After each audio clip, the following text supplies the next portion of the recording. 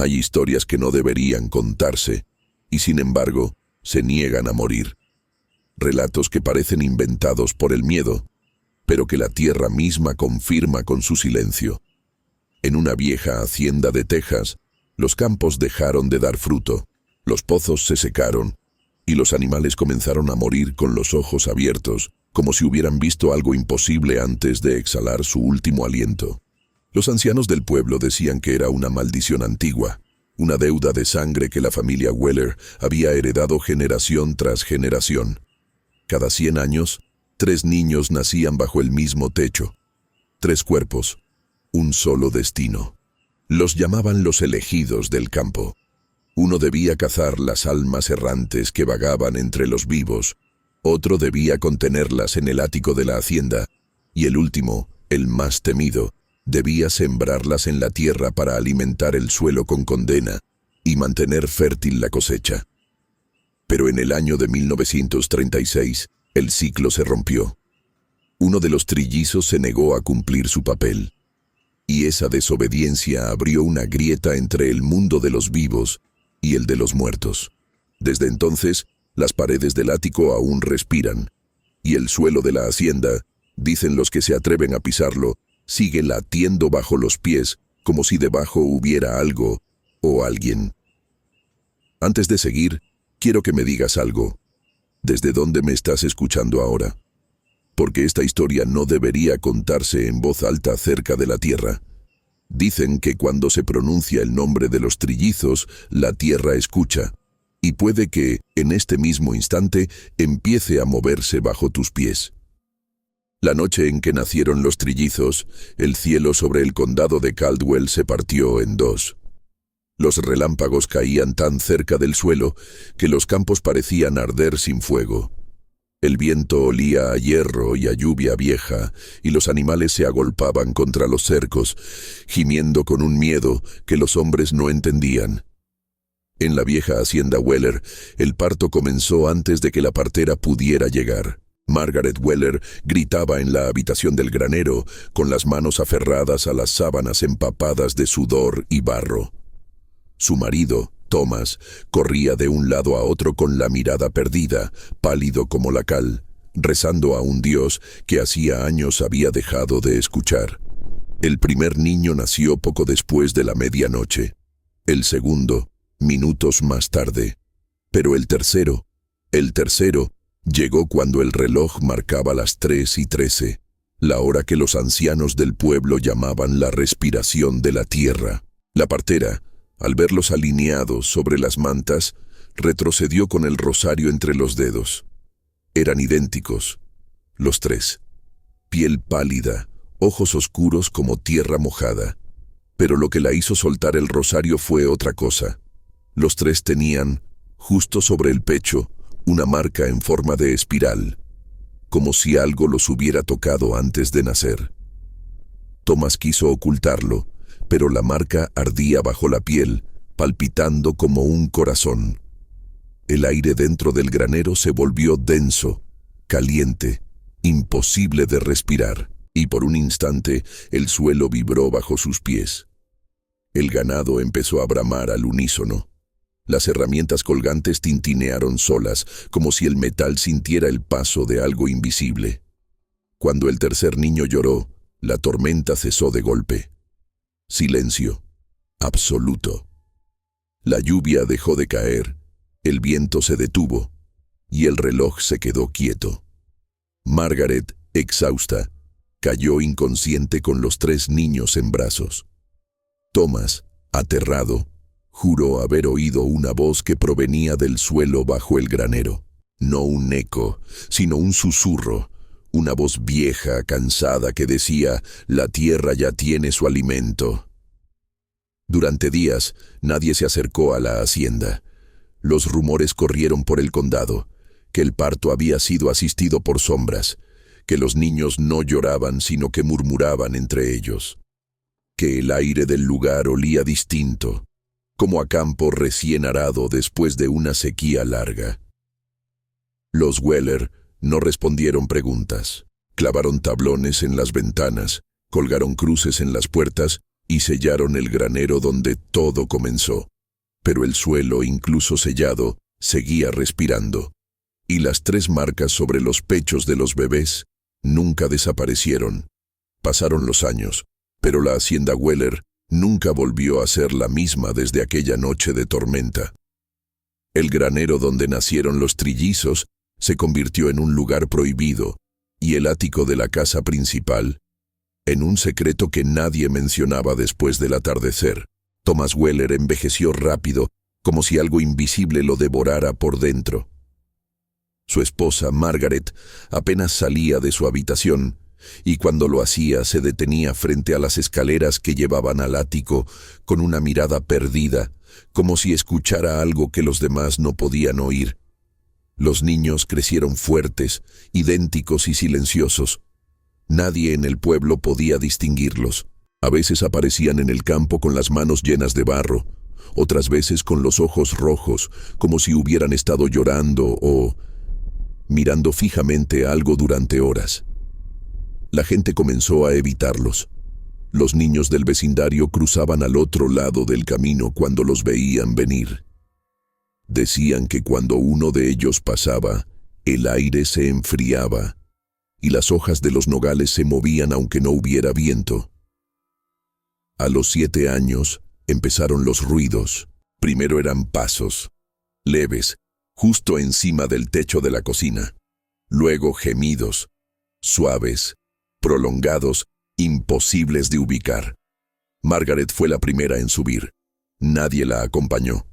Thomas la vio desaparecer por la escalera con una vela en la mano y una oración en los labios.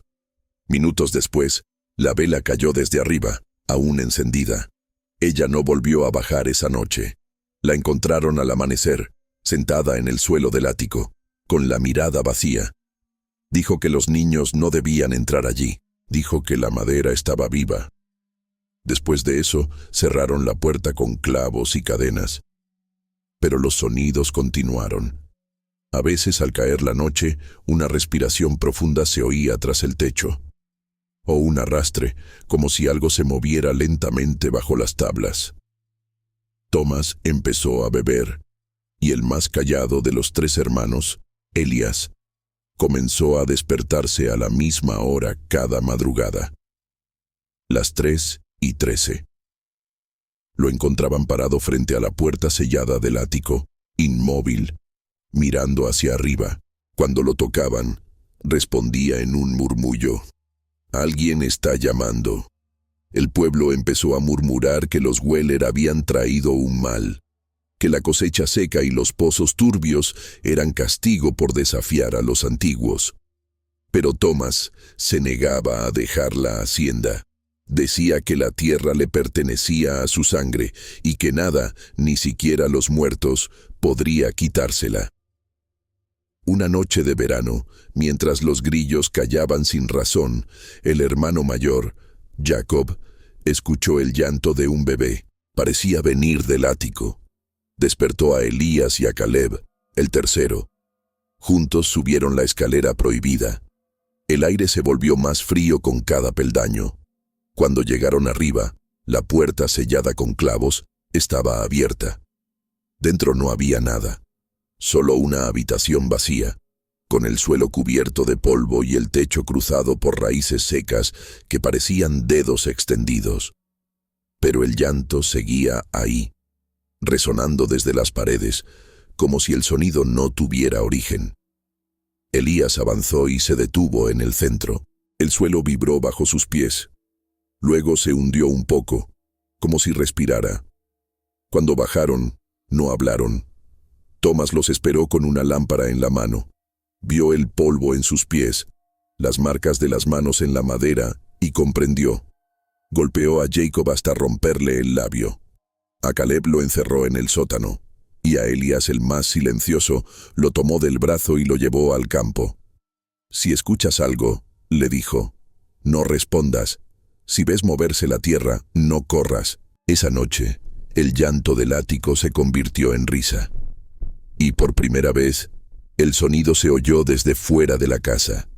Los vecinos juraron que provenía del granero donde los niños habían nacido.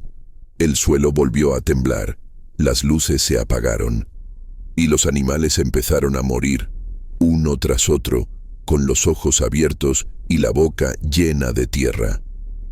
Elías fue el único que siguió subiendo al ático después de eso. Cada madrugada, a las 3:13, se sentaba frente a la puerta. Esperaba y sonreía. Nadie en el condado de Caldwell recordaba cuándo había comenzado la maldición de los Weller. Algunos decían que venía de Europa, otros que era más antigua que la propia familia.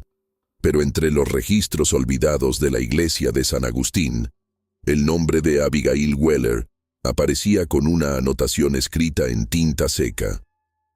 La que devolvió la fertilidad a la tierra con sangre inocente. 100 años antes del nacimiento de los trillizos, Texas todavía era un territorio salvaje. La primera generación de Weller había llegado huyendo de la sequía. Los campos eran duros y los hijos morían antes de aprender a hablar. Abigail, matriarca de la familia, perdió 4 criaturas seguidas. La quinta nació sin vida. El cuerpo del pequeño fue enterrado detrás del granero, bajo el roble más viejo. 3 días después, la tierra empezó a moverse, y el árbol, que había estado seco durante años, floreció de repente, cubierto de hojas negras. Los vecinos decían que Abigail había hecho un trato, y cuando ella empezó a vender su cosecha, las familias del pueblo, desesperadas, acudieron a ella pidiendo ayuda. Fue entonces cuando nacieron los pactos de las madres, reuniones secretas en las que mujeres, cansadas de enterrar a sus hijos, ofrecían pequeñas cosas. Una gota de leche, un mechón de cabello, una oración susurrada en la noche. Pero Abigail exigía más. Decía que la tierra no se alimentaba de fe, sino de presencia, de almas. Cuentan que una noche, bajo la luna nueva, 3 mujeres fueron vistas entrando al granero con cestas vacías y saliendo con los brazos ensangrentados. Desde entonces, cada generación de la familia Weller fue bendecida con cosechas abundantes y al mismo tiempo maldita con el nacimiento de trillizos. 3 cuerpos para 3 funciones: el cazador, el contenedor y el siembra. 3 destinos sellados por el mismo polvo del campo.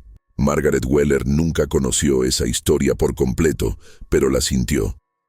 Durante su embarazo, soñaba con un campo lleno de rostros enterrados, mirándola desde el barro.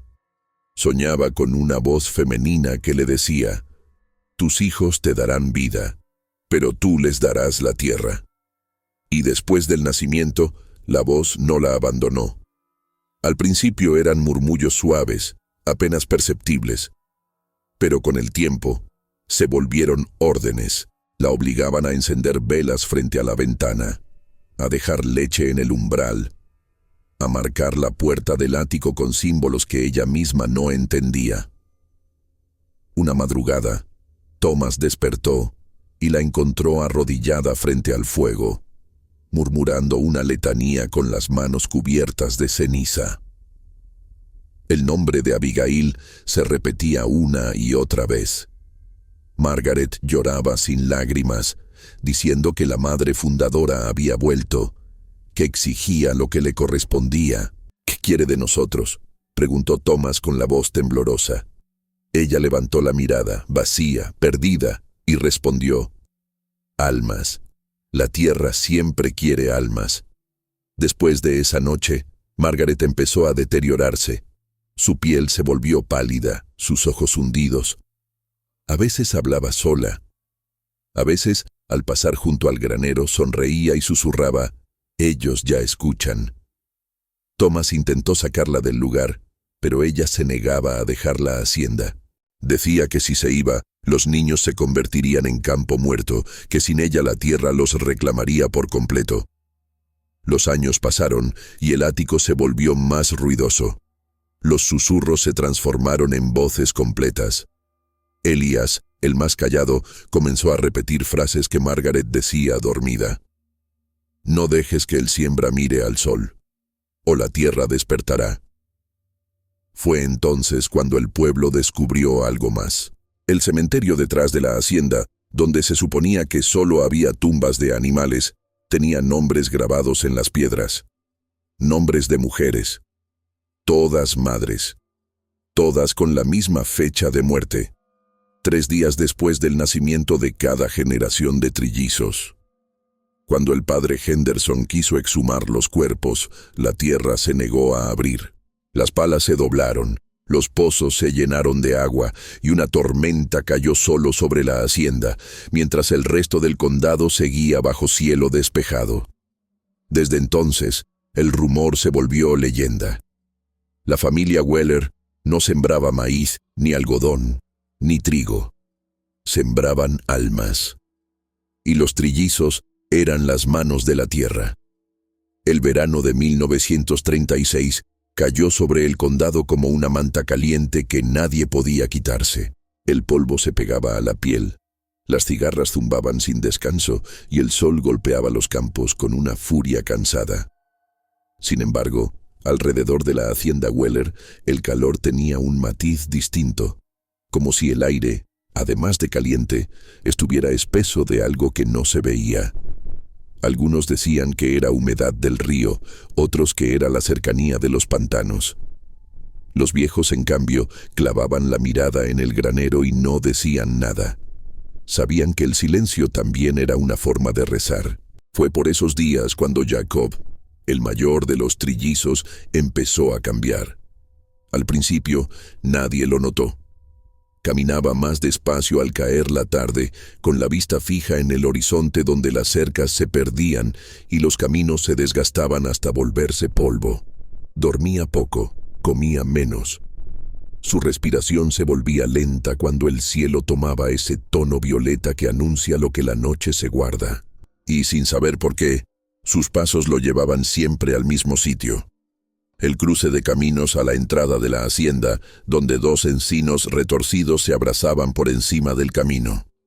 Allí, Jacob se quedaba de pie, inmóvil, como si esperara a alguien. A veces sus labios se movían sin sonido. Otras, cerraba los ojos y su pecho se hinchaba con un aire que parecía venir desde abajo, desde la tierra, no desde el cielo. Entonces, ocurría. Primero eran luciérnagas, docenas, luego cientos, que acudían a bautizarlo con su luz trémula, rodeándolo como si fueran las manos diminutas de un coro. Después llegaban los perros vagabundos, que se escondían entre las hierbas pero no ladraban. Y por último, aparecía algo más. Sombras altas donde no había árboles, resplandores sin llama, reflejos de rostros que el viento no lograba deshacer. Jacob no sabía si aquello era un don o una enfermedad. Lo único cierto era que, cuando abría los ojos, siempre veía lo mismo. Un leve temblor en el polvo del camino, como si alguien invisible estuviera apoyando los pies frente a él. Sentía un frío en el centro del pecho, justo en la marca espiral que compartía con sus hermanos, y el mundo parecía inclinarse. En esos instantes, todo lo que vivía hacía ruido. Lo que había muerto, en cambio, guardaba una quietud tan perfecta que dolía mirarla. Una tarde, Margaret lo siguió en silencio. Había pasado el día con fiebre baja, murmurando nombres que el resto no conocía, y el atardecer le amortiguó la cara hasta dejarla de un blanco ceroso. Caminó descalza por el sendero de tierra y se detuvo a unos metros de Jacob, oculta tras los encinos. Lo vio levantar la mano, muy despacio, como quien invita a un niño a acercarse. No había nadie, y sin embargo el polvo se levantó en un remolino pequeño, obediente. Margaret sintió que las rodillas le flaqueaban. No rezó, no pidió, solo apretó la boca para no pronunciar la palabra que la tierra entendía demasiado bien. Ven. Esa misma noche, Jacob no cenó. Subió al desván sin encender ninguna lámpara y se sentó en la oscuridad. Elías lo encontró allí, quieto, con los ojos abiertos y la espalda contra las tablas. El techo del ático crujía con su respiración larga y el aire olía a madera mojada. Elías no habló. Sabía que las palabras, en ese cuarto, despertaban cosas que preferían seguir durmiendo. Se sentó a su lado, esperó, y entonces lo oyó. No un paso ni un gemido. Fue un golpe seco, corto, justo debajo de ellos, en el espacio hueco entre las vigas. La primera alma llegó a la hacienda al día siguiente. Era el eco de un niño ahogado hacía años en el arroyo que cruzaba detrás del cementerio. A los vecinos les gustaba decir que no había muerto del todo, que se le veía corriendo por los bordes del agua, que su risa se confundía con el chisporroteo de la corriente en las rocas. Jacob lo atrajo sin esfuerzo, como si el nombre que nunca se dijo hubiera estado siempre guardado en su lengua. No pronunció palabra. Solo abrió la mano y dejó que el aire frío se enroscara en sus dedos. Una sombra pobrísima, apenas un brillo, cruzó el patio hasta detenerse bajo la ventana del ático. Elías sintió el tirón en el pecho, idéntico al de Jacob, y supo qué hacer. Tomó la cuerda consagrada, un cordel trenzado con cabellos, ceniza y sal, y rodeó con él la ventana 3 veces en sentido contrario al reloj. El brillo se apagó como lo hace una luciérnaga al amanecer. La casa respiró. La marca espiral sobre el pecho de ambos ardió un segundo y luego quedó latente. Desde entonces, Jacob dejó de ser un muchacho. Lo era por fuera. Huesos largos, manos nerviosas, la mirada limpia del que aún no ha visto ciudad.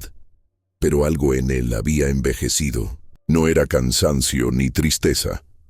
Era una gravedad nueva, un peso antiguo que lo inclinaba hacia las noches, hacia los cercos donde terminaba el mundo de los vivos.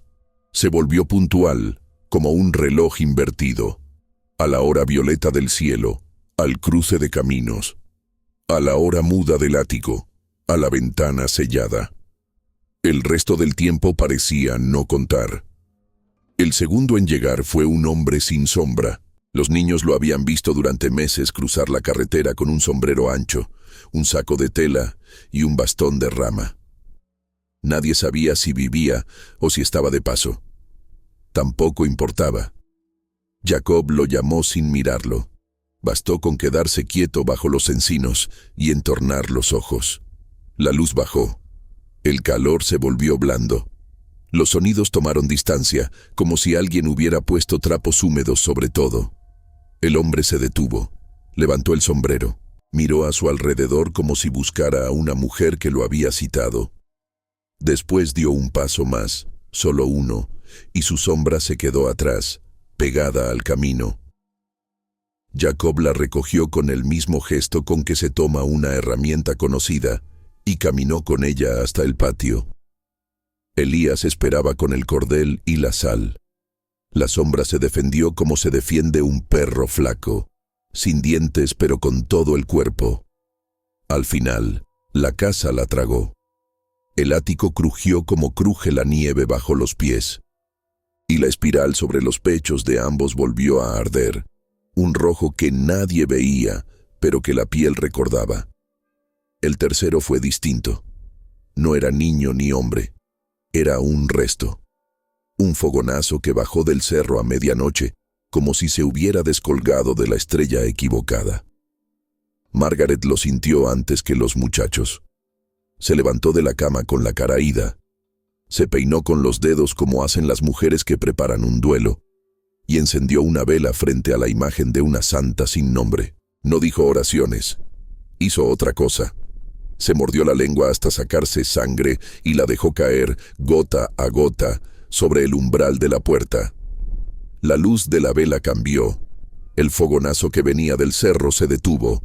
Giró como giran las aves cuando han perdido el grupo y, obediente, bajó a la hacienda. Jacob no tuvo que mover un dedo. Elías tampoco. Bastó con que Margaret abriera la ventana del ático una rendija.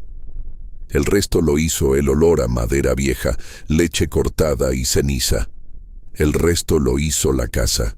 Desde entonces, las cosas dejaron de seguir el orden claro que los viejos amaban. Las cosechas, que venían ralas desde hacía años, empezaron a mejorar en silencio, sin mostrar su fuerza. No era una abundancia alegre, era un verdor con miedo, un maíz que crecía mirando al suelo, como si supiera que debía gratitud a algo que era mejor no nombrar. El pozo dejó de dar agua turbia, pero el fondo adquirió un olor a metal que no se iba ni con baldes de cal. Los animales vivían más, pero con un brillo fijo en los ojos, un vidrio que devolvía las caras de los Weller invertidas. Jacob se hizo al hábito. Empezó a llevar siempre en el bolsillo una flauta corta de hueso que había encontrado en el granero, bajo las vigas más viejas. No sabía tocarla. No se podía tocar. Emitía un único sonido, bajo y perfecto, igual al zumbido de un panal, igual al rezongo de la tierra cuando va a llover. Cuando Jacob la acercaba a los labios y expulsaba aire, los insectos se volvían locos, y del campo venían los pasos que no dejaban huella. El cazador no necesitaba perseguir, bastaba con que existiera. Fue Elías quien primero advirtió el costo. Cada alma que llegaba al ático dejaba marcas en la madera. No eran rayas ni quemaduras, eran puntos fríos, círculos del tamaño de una moneda que helaban la mano si uno los tocaba. También había cambios en el propio Jacob. Un hilo de sangre seca bajo la nariz al amanecer, una sombra más larga que su cuerpo en el mediodía, el leve temblor de los dedos cuando el grillo del reloj marcaba las 3:13. Elías comenzó a anotar esas señales en un cuaderno de tapas blandas, con un lápiz corto que olía a resina. Nadie le enseñó a hacerlo. Fue el contenedor antes de saber que lo era. Una noche sin luna, el don de Jacob dejó de contentarse con lo invisible. El cazador llamó, y quien acudió fue un hombre vivo. Venía borracho de la cantina del Luling, con la camisa fuera del pantalón y el sombrero colgándole de la mano. No era malo ni bueno. Era uno más. Jacob lo sintió antes de verlo, igual que se sienten los truenos antes de que existan. La flauta se pegó sola a sus labios. El sonido salió. El aire se detuvo. El hombre se detuvo con él. Parpadeó 2 veces, y en el segundo parpadeo su sombra se desprendió de sus pies y caminó 3 pasos adelante. El resto del cuerpo se quedó atrás, respirando torpe, sin comprender. La sombra, obediente, cruzó el patio. Elías temblaba. Sabía que eso no estaba en el orden antiguo. Sabía que el ático admitía muertos, no pedazos de vivos. Margaret se quedó en la puerta con las manos juntas. Thomas bajó el rifle y no miró a nadie. La sombra subió la escalera como suben los que ya han subido muchas veces. De memoria. Al llegar al umbral, el cordel se tensó por sí mismo y el frío del cuarto huyó a esconderse bajo las tejas. La sombra entró. El hombre, allá afuera, cayó de rodillas con la boca abierta. No gritó. Nadie grita cuando le arrancan algo que no sabía que tenía. Solo mira. Solo aprende. Después se puso de pie, se sacudió el polvo de los pantalones y siguió su camino, más liviano, con una mirada lavada que ya no devolvía nada. La hacienda lo celebró a su modo. Los grillos cantaron más fuerte. El pozo devolvió 2 cubos sin olor. El maizal agitó sus hojas secas en una brisa que no había antes. Pero en el ático, las tablas se combaron, como si algo pesado hubiese encontrado un lugar exacto para acostarse. Jacob, esa noche, no pudo dormir. Se quedó sentado en el borde de su cama con el corazón lento, el cuerpo frío, la flauta en el regazo. No sentía culpa, no sentía triunfo, sentía la evidencia de un mecanismo. Era el diente de un engranaje que había aceptado su sitio. Aún así, hubo un detalle que lo inquietó. Cuando se inclinó para dejar la flauta en el suelo, la espiral del pecho ardió por dentro, y por un segundo, el cuarto se llenó de un olor conocido. Tierra recién abierta después de un entierro. Al amanecer, el campo estaba quieto, el cielo, limpio. Las marcas frías en el ático habían aumentado de número. Elías pasó los dedos sobre una de ellas y sintió que, debajo de la madera, algo respiraba con paciencia. En el patio, Caleb los miraba sin acercarse. Tenía los ojos encendidos con una claridad fea, hermosa, difícil de sostener. No dijo palabra. Le bastó con la forma en que apretó las mandíbulas para anunciar lo que vendría. El siembra había comprendido que el cazador ya podía atraer no solo lo que se había ido, sino lo que todavía quedaba. Ese día, la tierra de la hacienda dio su primer fruto sin miedo en años. Y en el mismo día, el cielo ensayó un color que no existe en los mapas. Nadie lo comentó. Nadie lo celebró. Los Weller habían aprendido que, en su casa, la abundancia siempre tiene el precio de un silencio nuevo. Al caer la tarde, Jacob regresó al cruce de caminos. Las luciérnagas acudieron antes que él al llamado. El viento llegó tarde, cargado de olor a hierro. El polvo tembló. El cazador alzó la mano y el mundo pareció inclinarse otra vez hacia su palma. Muy lejos, en el cementerio, alguien dejó de soñar y se puso de pie sin abrir los ojos. Muy cerca, en el granero, una cuerda colgada del techo se meció sola, y al detenerse señaló el norte. Jacob no sonrió. No lloró. Solo sintió que el don era una cuerda tirante que atravesaba su pecho y que, en el extremo opuesto, la tierra sostenía el otro nudo. Y supo, con la certeza muda de las cosas que no admiten contradicción, que el próximo llamado ya no dependería de él, ni de Elías, ni de Margaret. Alguien más había empezado a escuchar, alguien viejo, alguien que respiraba desde debajo del roble más antiguo, justo donde, hacía 100 años, una mujer llamada Abigail dejó de enterrar hijos y empezó a plantar hambre. La noche avanzó. El cielo violeta se volvió negro, y en el ático, ese órgano oscuro de la casa, la madera habló por primera vez con voz entera. No dijo palabras, dijo una intención, dijo, «Sigue». Jacob obedeció. El ático de la hacienda Weller no era un simple cuarto olvidado. Era el corazón oculto de la casa, el lugar donde el aire no envejecía y las voces no morían del todo. Elías lo sabía desde niño, aunque nadie se lo hubiera dicho. Había algo en ese silencio que lo llamaba. Un zumbido bajo, constante, que se colaba entre las grietas de la madera y se confundía con el sonido de los grillos. Una promesa o una advertencia, no lo sabía, pero estaba ahí, como un hilo invisible que lo ataba cada noche al mismo punto del techo. Después de los primeros llamados de Jacob, las noches en la hacienda se volvieron densas. El aire olía a lluvia, aunque no cayera ni una gota. Los animales dormían de pie, los perros no ladraban. El reloj del comedor se detenía a las 3:13, como si el tiempo mismo obedeciera a los hermanos. Elías comenzó a llevar una pequeña libreta en el bolsillo donde anotaba todo.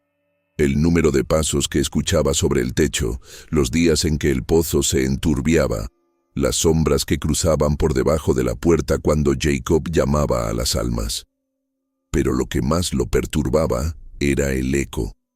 Ese eco que no venía de fuera, sino de dentro. Cuando una nueva alma era atraída por Jacob, el sonido viajaba por la madera hasta su pecho, donde la espiral ardía y vibraba, obligándolo a ponerse de pie. El ritual del contenedor comenzaba siempre igual. Elías debía subir al ático con el cordel trenzado, la sal bendita y una vela encendida. Encerraba lo que entraba, sellaba lo que lloraba. Pero últimamente las velas no duraban, la sal se humedecía sola y el cordel amanecía cortado. Una noche sin luna, Elías subió solo. No había viento, pero la puerta del ático se movía lentamente, como si respirara. La abrió con cuidado y el aire lo golpeó en el rostro. Era frío, pero no el frío normal del invierno. Era el frío de algo que había esperado demasiado. Dentro, el cuarto parecía más grande. Las paredes respiraban despacio. Los puntos helados en el suelo, donde antes reposaban las almas, ahora brillaban débilmente como brasas apagadas. Y en el centro, donde antes había polvo, había una mancha oscura que se extendía como raíces. Elías dio un paso. La mancha se movió, no hacia él, sino bajo sus pies, como si buscara su sombra. Sintió que el aire le pesaba en el pecho, que el corazón se le comprimía. Quiso retroceder, pero algo lo detuvo. No fue miedo, fue la voz. Una voz femenina, baja, gastada por los años, que dijo su nombre con ternura. Elías. El sonido lo paralizó. Era el tono de su madre, Margaret. Pero Margaret dormía abajo, enferma, apenas consciente de lo que ocurría. Elías respondió sin darse cuenta. «Aquí estoy, madre». Y entonces el eco se multiplicó. La voz volvió, pero ya no era una sola. Decenas de murmullos repitieron su nombre desde distintos rincones del ático, deformando las sílabas como si las probaran por primera vez. «Elías, Elías». El contenedor bajó la cabeza y comenzó a llorar. El llanto fue silencioso, sin sollozos. Las lágrimas cayeron sobre la madera y fueron absorbidas de inmediato. El suelo respondió con un suspiro. Abajo, Jacob despertó. Sabía que algo estaba mal. Corrió escaleras arriba, pero al llegar, el aire lo detuvo. El olor era insoportable. Una mezcla de humedad vieja y carne quemada. Abrió la puerta y vio a su hermano en medio del cuarto, con la vela apagada, los brazos extendidos y la espiral del pecho encendida como hierro al rojo vivo. El cordel estaba hecho trizas, la sal se había derretido, y detrás de Elías las sombras comenzaban a moverse. No eran humanas, eran siluetas delgadas, fragmentadas, que temblaban con el ritmo de una respiración. Parecían asomarse desde dentro de las paredes, como si el ático fuera un espejo y ellas buscaran salir. Cada una murmuraba algo distinto. Nombres, fechas, plegarias, risas. Una de ellas se acercó tanto a Elías que su rostro se pegó al suyo, y Jacob vio cómo su hermano, sin resistencia, exhalaba un hilo de aire blanco que la sombra absorbía. Elías cayó de rodillas, pálido, con los ojos fijos en un punto invisible. El ático se estremeció. Las sombras retrocedieron, y Jacob, temblando, lo arrastró hacia abajo. Margaret los esperaba en la puerta. Sabía lo que había ocurrido. Había pasado antes, y volvería a pasar. Mientras Jacob dejaba a Elías en el suelo, la madre se acercó, tocó la espiral del pecho de ambos y murmuró una frase que Jacob nunca olvidó. El contenedor no guarda lo que atrapa, lo que guarda, lo habita. Elías no despertó esa noche, ni la siguiente. Su cuerpo respiraba, pero sus ojos ya no miraban al mundo real. Al tercer día, habló en sueños. Su voz era la de muchos, todas superpuestas, todas viejas. Dijo que el ático no quería más prisioneros, que las almas dentro de él habían empezado a buscar salida por los cuerpos, y que la siguiente vez que el cazador llamara, algo más respondería. Thomas quiso incendiar la casa, pero Margaret lo detuvo. Le recordó el pacto, le recordó que la tierra debía alimentarse, que si rompían el ciclo, el campo moriría, y los muertos saldrían a reclamar lo que era suyo. Esa misma noche, el pozo se llenó de agua negra. El maíz se dobló en direcciones contrarias, y el suelo vibró, como si bajo la hacienda alguien se moviera, intentando alcanzar la superficie. Elías fue confinado a su cama, pero al caer la noche, la familia escuchaba pasos en el ático, arrastres y un murmullo que no era del viento. Margaret encendía velas y rezaba. Jacob se quedaba en el patio con la flauta de hueso, temblando, sin atreverse a tocarla. Y Caleb, el siembra, observaba desde la ventana, en silencio, con la mirada fija en la tierra. Sabía que, más temprano que tarde, su turno llegaría, Y cuando eso ocurriera, ni los vivos ni los muertos volverían a dormir en paz. El calor en el condado de Caldwell se volvió insoportable ese verano. Las noches ya no traían alivio, sino un silencio espeso que aplastaba el pecho. El aire no corría, los insectos dejaron de cantar, y la luna, cuando se dignaba a salir, lo hacía velada por una neblina amarillenta que olía a hierro. Era como si el mundo entero se hubiera detenido a esperar algo. Y todos en la hacienda Weller sabían que era lo que estaba por venir. Caleb, el menor de los tres, despertó una madrugada cubierto de barro hasta la cintura. Había caminado dormido hasta el campo, y sus pies descalzos habían abierto surcos en la tierra reseca. No recordaba cómo había llegado allí, pero sí lo que había soñado. Una mujer de cabello largo, sin rostro, que lo llamaba desde el suelo con una voz de raíces. Su nombre sonaba distinto en su boca. Caleb, arrastrado, húmedo, como si lo pronunciara la propia tierra. Durante días intentó ignorarlo, pero cada vez que cerraba los ojos, veía los campos respirando. El maíz se movía incluso cuando no había viento. Las hojas se mecían con el ritmo de su corazón, y al amanecer encontraba las palmas de sus manos manchadas con el mismo barro oscuro que cubría las raíces del roble antiguo, el árbol donde Abigail había hecho su primer pacto un siglo atrás. Jacob, el cazador, lo miraba con desconfianza. Elías, que apenas despertaba del trance en que lo había dejado el ático, lo observaba sin hablar. Había una conexión nueva entre los tres, invisible pero tangible, como una cuerda trenzada que unía sus respiraciones. Cuando uno se agitaba, los otros dos temblaban.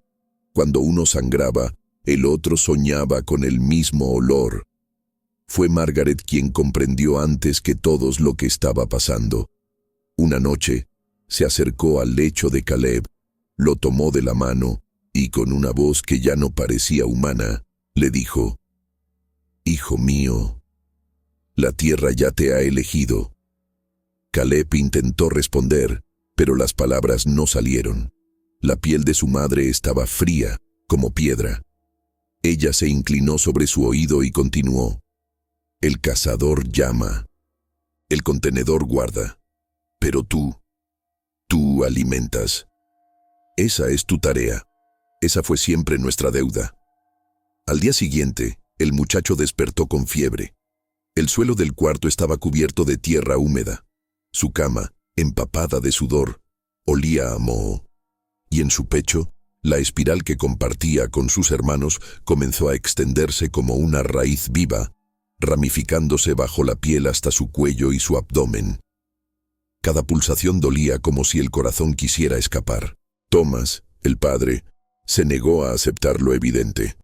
Lo llevó al pueblo, al viejo doctor Ashcroft, quien, tras examinarlo, dijo que no había explicación médica. Solo recomendó descanso, y añadió sin mirar a los ojos de Thomas: «A veces, señor Weller, los hijos pagan los rezos de los padres». De regreso a la hacienda, el silencio se hizo absoluto. Margaret no habló más, Jacob no volvió a usar la flauta, y Elías se encerró en el ático, escribiendo sin parar sobre las paredes, con un trozo de carbón, palabras que nadie entendía. 3 noches después, Caleb escuchó el llamado. Fue un sonido grave, profundo, que venía desde debajo del suelo.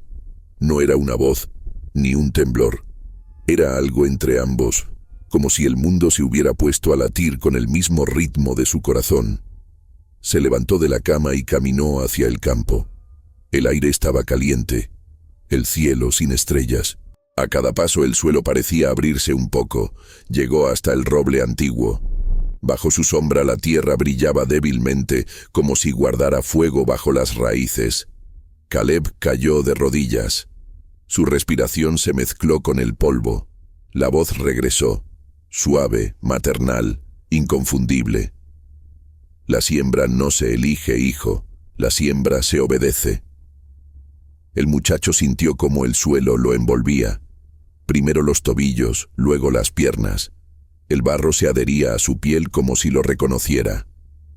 y dentro de su cabeza algo comenzó a moverse, una sensación tibia, casi dulce, que lo llenó de calma. Su cuerpo tembló una vez más, y luego todo se detuvo. Cuando Jacob llegó, lo encontró dormido sobre la tierra con los brazos abiertos. El campo alrededor parecía recién arado, pero nadie había usado el arado.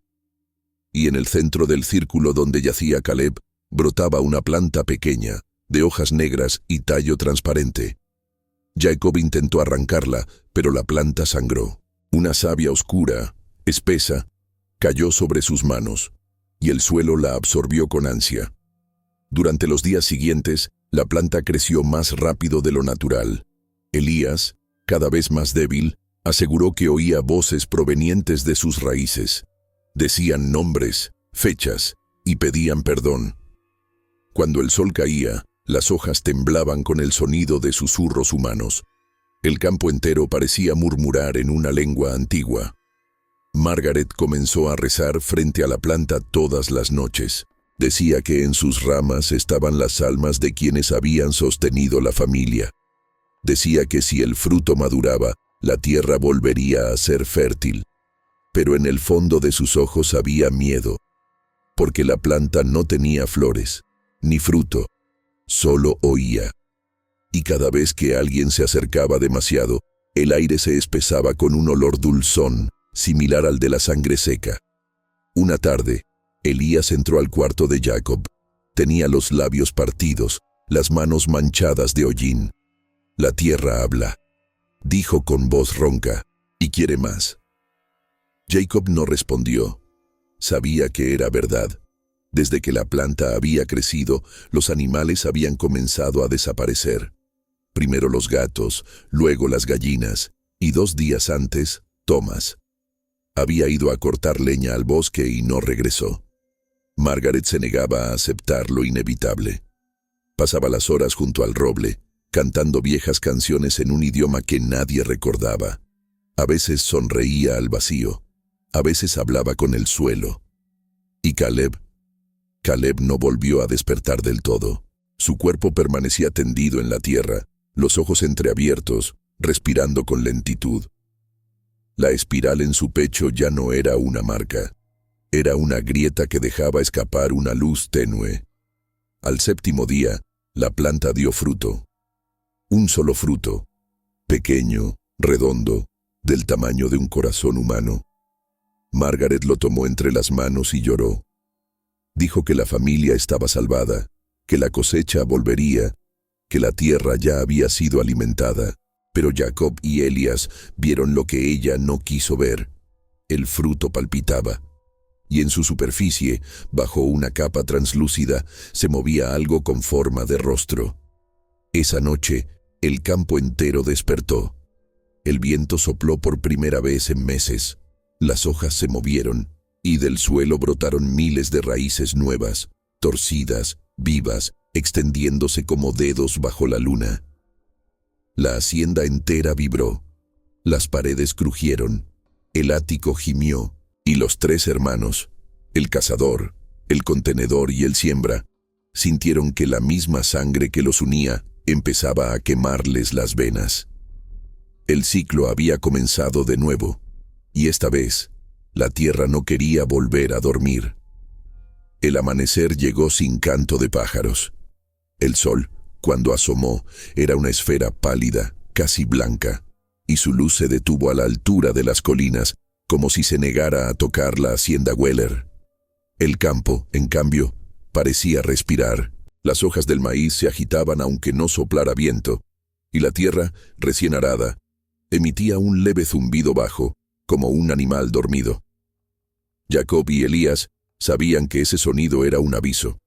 El ciclo no estaba agradecido. Estaba despierto. Caleb seguía tendido junto al roble, pálido, inmóvil. Su piel tenía el color de la cera, y sus venas, apenas visibles, parecían ramificarse hacia el suelo. Durante días había permanecido en ese estado, entre la vida y algo más antiguo que ella. Pero esa mañana, cuando la primera sombra cruzó el campo, los ojos del siembra se abrieron. No hubo parpadeo, Solo un movimiento sutil de los labios, resecos, como si intentara recordar el acto de hablar. Jacob dio un paso atrás. Elías se quedó quieto. El aire alrededor del cuerpo comenzó a oscurecerse y un olor a hierro y barro fresco llenó el aire. La espiral del pecho de Caleb brillaba con un tono rojizo, pulsando al ritmo de su respiración.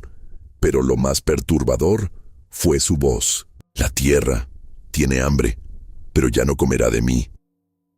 El tono era suave, casi dulce, pero su mirada, vacía, fija, sin reflejo, contenía algo que no era humano. Cada palabra que pronunciaba hacía temblar el suelo. Las raíces del roble se movían bajo la tierra, levantando pequeñas montañas de polvo. Elías cayó de rodillas, con las manos sobre los oídos. Los susurros del ático habían regresado, pero esta vez no venían de arriba. Venían de abajo, del mismo suelo que los sostenía. Jacob intentó acercarse, pero el aire entre ellos se volvió espeso, casi líquido. Cada paso que daba requería esfuerzo, como si caminara contra una corriente invisible. «Caleb, escúchame», dijo con la voz quebrada. «No puedes romper lo que somos. Sin nosotros, la tierra morirá». El muchacho giró lentamente el rostro hacia él. Sus ojos, antes de un marrón cálido, ahora eran completamente negros, como dos pozos sin fondo. «Entonces que muera», respondió. El viento se levantó con violencia. Las hojas del maíz se doblaron todas en la misma dirección. El cielo cambió de color, tornándose de un gris verde, enfermo. Del suelo comenzaron a salir grietas, largas y delgadas, que serpenteaban hacia la casa. De cada una de ellas emanaba un vapor tibio, denso, con olor a sangre vieja. Margaret apareció en la puerta, sosteniendo el fruto oscuro entre las manos. Su rostro era una máscara de horror y esperanza mezcladas. «No lo hagas, Caleb», suplicó. «Ese fruto es tu vida, es la vida de todos nosotros. Si lo destruyes, la tierra nos condenará». El muchacho se incorporó lentamente. Su cuerpo parecía liviano, pero su sombra se proyectaba enorme sobre el campo. Caminó hacia su madre sin decir palabra. Cada paso hacía temblar el suelo. Cada respiración movía el aire a su alrededor. Cuando estuvo frente a ella, extendió la mano. Margaret retrocedió un paso, pero no soltó el fruto. «Hijo», susurró, «no es tu culpa. Fuiste elegido como todos. Esto no puede cambiar». «Sí puede», dijo Caleb. «Si el campo muere, nosotros también morimos, pero seremos libres». Intentó tomar el fruto, pero Margaret lo apretó contra su pecho. En ese momento, algo cambió. El suelo se abrió bajo sus pies. Del interior brotó un resplandor rojo y una figura emergió a medias. Era humana, pero su piel era de tierra, su cabello de raíces y su rostro era el de Abigail Weller. Los ojos vacíos de la matriarca miraron a Caleb con ternura y reproche. «No puedes romper el ciclo, niño», dijo con voz hueca. «Yo lo hice eterno. Con cada generación la tierra come lo que debe. Si no la alimentas, ella te tragará». El muchacho tembló, pero no retrocedió. Su respiración se volvió más profunda. La espiral de su pecho ardía tanto que su piel comenzó a agrietarse. Del interior de las grietas salía un resplandor dorado, vivo. Jacob gritó su nombre. Elías intentó levantarse, pero cayó de nuevo. El viento rugió como una tormenta de fuego. Caleb dio un paso adelante y tocó el fruto. El contacto bastó. Una luz cegadora cubrió el campo. El fruto se abrió, liberando un humo denso que se elevó hacia el cielo. Margaret cayó de rodillas, llorando. Abigail gritó, pero su voz se deshizo en el aire. Y por un momento, todo se detuvo. Cuando el resplandor se disipó, la hacienda ya no era la misma. El campo estaba seco, las hojas ennegrecidas, El cielo inmóvil. Caleb estaba en el centro del círculo, de pie, pero su cuerpo ya no era del todo humano. Su piel era gris, su cabello cubierto de ceniza, y sus ojos reflejaban las raíces que aún se movían bajo el suelo. Margaret lo miró con horror. Jacob lloró por primera vez en años. Elías, desde la puerta del ático, susurró: «Él siembra, se ha vuelto tierra». Y así fue. Caleb, con un último aliento, cayó de rodillas y apoyó las manos en el suelo. Donde su cuerpo tocó la tierra, brotó una hierba pálida que se extendió rápidamente por todo el campo. No tenía olor, no tenía flor, solo un susurro constante, como si respirara. Margaret gritó su nombre hasta quedarse sin voz. El cielo no respondió, el suelo tampoco. Pero en la distancia el granero, donde todo había comenzado, se encendió con una luz tenue, casi cálida. Y los que se atrevieron a mirar desde el pueblo juraron que vieron 3 sombras paradas frente a él. Una con una flauta, otra con un cuaderno, y la tercera sembrando la tierra con sus propias manos. Desde esa noche, la hacienda Weller dejó de dar fruto. Las lluvias pasaron de largo, los animales huyeron y el pozo se cerró por sí mismo. Los lugareños evitaban el lugar, pero algunos, en las noches sin luna, juraban escuchar risas de niños mezcladas con el sonido de una pala clavándose en la tierra húmeda. Decían que el ciclo no se había roto, solo había cambiado de dueño. El silencio después del grito de Margaret fue más profundo que el de la muerte. Era un silencio que pesaba, que tenía cuerpo. Ni el viento se atrevía a pasar por el campo. El aire olía a barro tibio, a sangre seca, a algo recién abierto. Jacob permaneció de pie frente al cuerpo de su hermano, sin comprender si debía llorar o inclinarse. Elías, apoyado contra el marco de la puerta, respiraba con dificultad, y cada exhalación dejaba escapar un vapor blanco que se deshacía antes de tocar el suelo. Margaret no se movía. Sus ojos estaban vacíos, pero su boca murmuraba una oración que nadie recordaba. La tierra, sin embargo, sí la escuchó. Primero fue un temblor leve, como el que antecede a la lluvia. Luego un crujido profundo que vino desde debajo del granero. Las maderas vibraron, las ventanas de la casa estallaron hacia afuera y del suelo comenzaron a emerger pequeñas grietas que se extendían como venas hacia el campo. Elías cayó de rodillas, sujetándose el pecho. El eco del ático lo llamaba de nuevo, pero esta vez no eran las almas encerradas las que pedían salida. Eran las que dormían bajo tierra, las que habían sido sembradas siglos atrás. Desde el fondo de las grietas empezó a salir un vapor espeso, gris, con olor a ceniza y azufre. Y dentro de ese vapor, las figuras comenzaron a tomar forma. No eran fantasmas, no del todo. Tenían peso, aunque su carne se deshacía al contacto con el aire. Sus rostros eran los mismos que aparecían en los retratos antiguos del salón principal. Hombres y mujeres con ojos vacíos y bocas selladas. Los primeros Weller, los fundadores de la tierra maldita. Margaret retrocedió, tropezando con una raíz que surgió del suelo como una serpiente.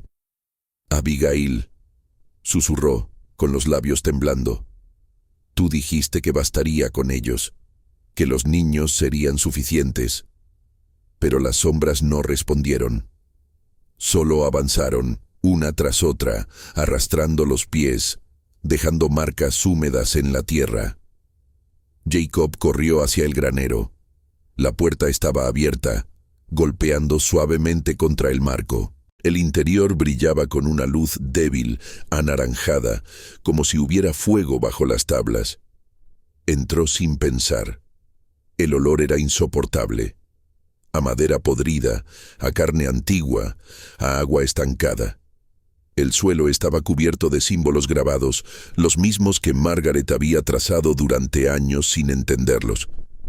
Pero ahora, esos símbolos se movían, respiraban, y en el centro del granero, Donde antes había nada, una figura lo esperaba. Era alta, delgada, con la piel del color del polvo. El cabello le caía en mechones secos y sus ojos eran los de Caleb. «Hermano», dijo la figura, «¿por qué lloras si la tierra florece?» Jacob retrocedió, temblando. «Tú no eres Caleb». La figura sonrió. «Lo fui, pero ahora soy todos». Detrás de él, el campo rugió. Las raíces del roble se extendieron como tentáculos, buscando algo que tocar.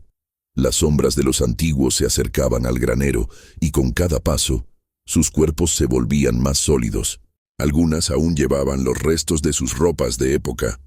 Otras estaban desnudas, cubiertas solo de barro y fragmentos de hojas. Una a una comenzaron a rodear la hacienda. El viento volvió, pero era caliente, áspero, y traía consigo un sonido que Jacob reconoció con horror. Era el llanto de un bebé, el mismo llanto que había escuchado la noche en que nacieron los trillizos. Margaret, arrodillada, comenzó a reír. Su risa era quebrada, desesperada. «Siempre vuelven», decía entre dientes. «Siempre vuelven cuando la tierra se abre. Ellos no mueren, nunca mueren». Elías apareció en la puerta del granero, pálido como la luna. Su cuaderno colgaba de una mano. Sus ojos estaban vacíos, y una voz, que no era la suya, hablaba a través de él. «La contención ha fallado». «¡Cállate!», gritó Jacob. Pero Elías continuó, sin moverse, con una calma mecánica. «Las almas no pueden permanecer donde la semilla ha despertado». «Elías, no entiendes. La tierra está viva, Jacob, y tiene memoria». Entonces, el suelo del granero se partió. Del interior brotó una raíz gruesa, negra, cubierta de barro. Se elevó lentamente y de ella emergió un rostro, el de Abigail Weller. Pero ya no era su fantasma. Era algo mucho peor. Su piel estaba hecha de tierra endurecida. Sus ojos eran huecos llenos de gusanos, y su boca, al abrirse, dejó escapar un aliento tibio que olía a tumba. «Cada hijo alimenta al siguiente», dijo la voz, profunda, resonante, más allá del oído humano.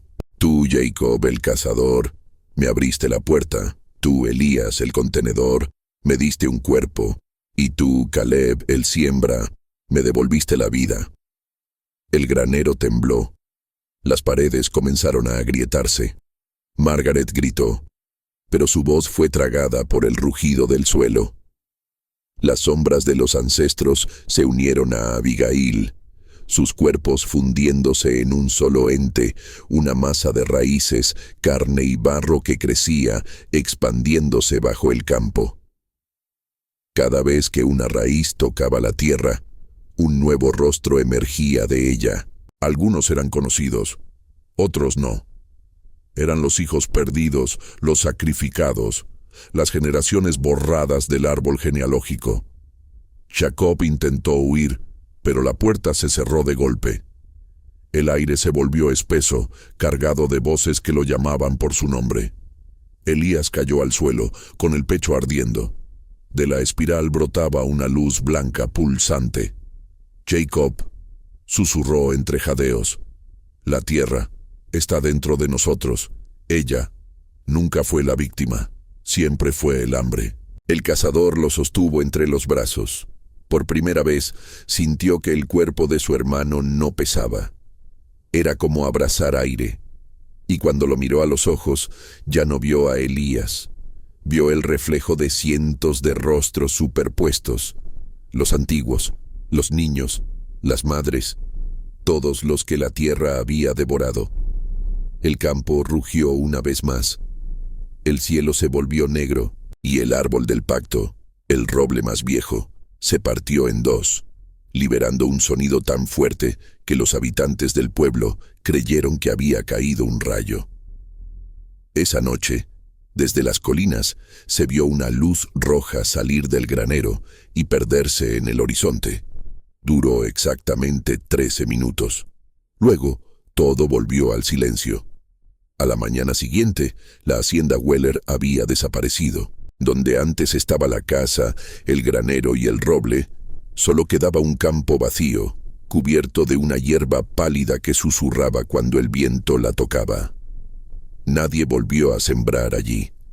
Pero, con el tiempo, los viajeros comenzaron a hablar de un fenómeno extraño. Si uno se detenía al atardecer, podía escuchar 3 respiraciones distintas bajo el suelo. Una profunda y grave, otra rápida y temblorosa, y una tercera, pausada, rítmica, como la de un corazón que sigue latiendo aunque nadie lo reclame. Los años pasaron, pero la tierra no sanó. El campo donde alguna vez se alzó la hacienda Weller se convirtió en un páramo extraño, silencioso.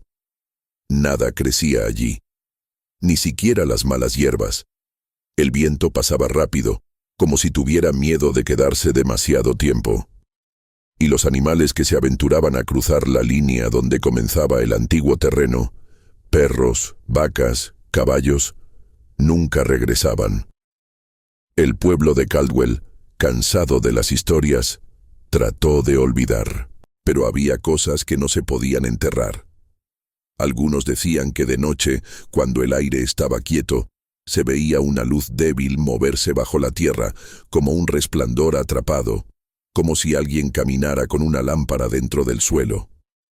Otros juraban oír voces que salían de los pozos secos, recitando los nombres de los antiguos moradores. Y, a veces, cuando el cielo se nublaba, se escuchaba un sonido que hacía temblar a los hombres. Una respiración, lenta, pesada, viva. Nadie quiso volver a tocar esas tierras, hasta que llegó la sequía del 43. Las cosechas de todo el condado comenzaron a morir. Los ríos se redujeron a grietas secas, y los campos se cubrieron de polvo. El hambre volvió, y con ella, la desesperación. Los ancianos del pueblo recordaron entonces el mito del campo Weller, el único pedazo de tierra que, según decían, seguía vivo. Un grupo de hombres, encabezados por un granjero llamado Samuel Briggs, decidió reabrir los límites de la hacienda. Llevaron agua, semillas, herramientas y una cruz. Para protegernos, dijeron, pero no sabían de qué. Samuel fue el primero en cruzar la cerca vieja. El suelo al pisarlo crujió como madera húmeda. El aire tenía un olor dulzón, familiar y repulsivo.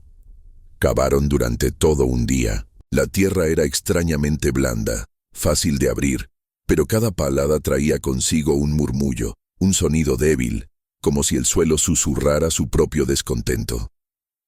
Uno de los hombres, al caer la tarde, golpeó algo con la pala. Pensó que era una raíz. No lo era.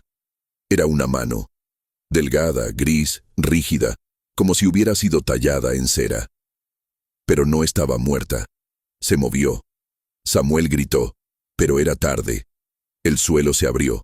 Un vapor negro, espeso, se levantó como un torbellino, envolviéndolos a todos. Los hombres intentaron correr, pero sus piernas se hundían, como si la tierra los tragara con gusto.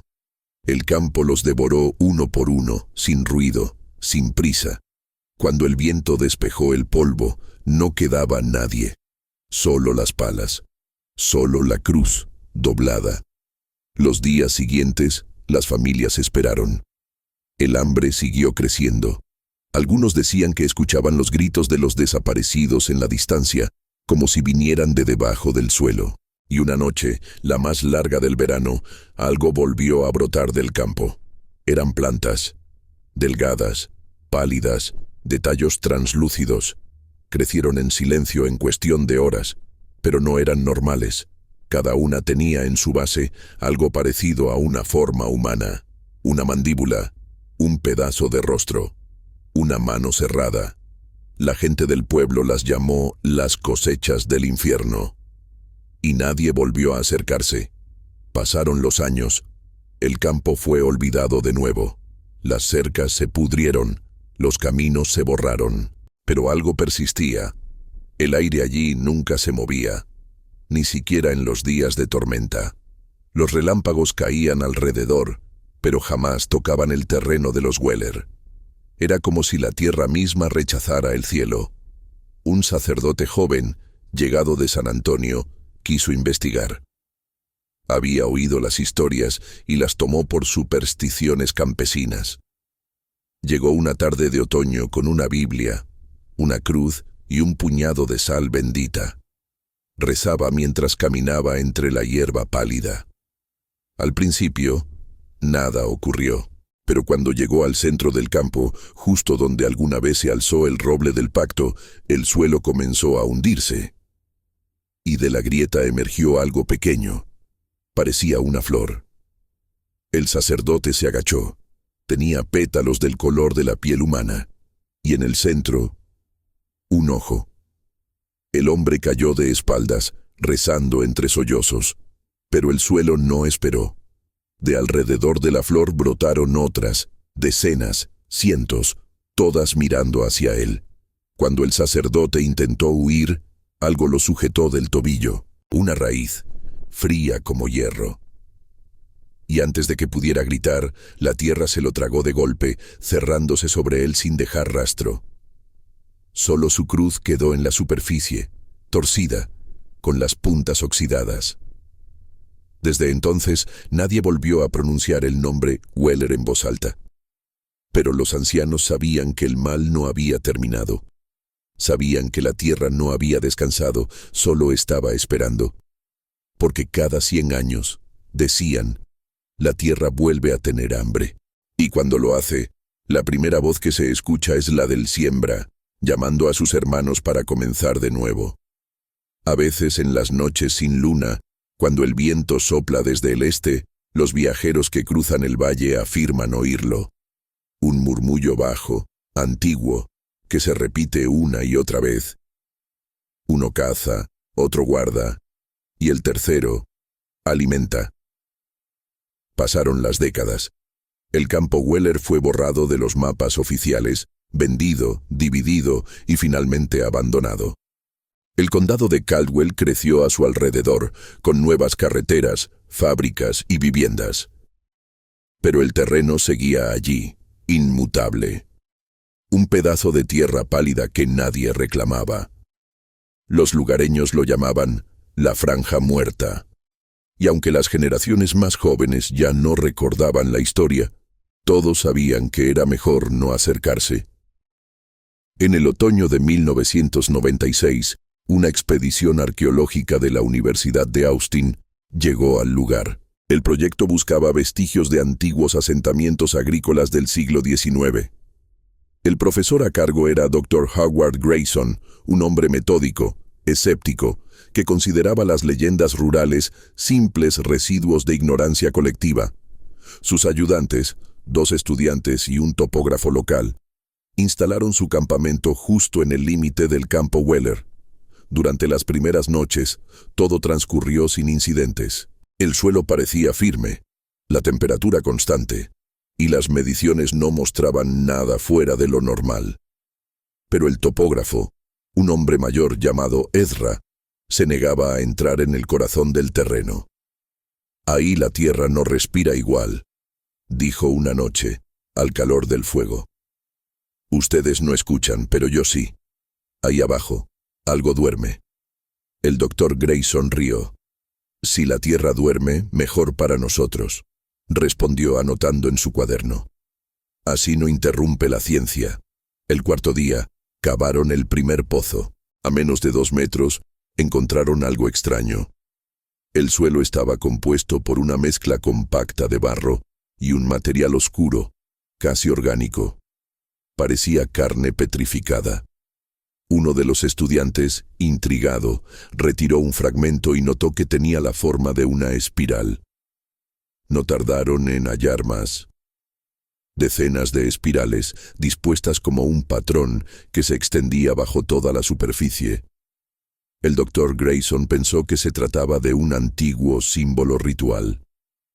Ordenó limpiar el área y continuar excavando. Al anochecer, el aire cambió.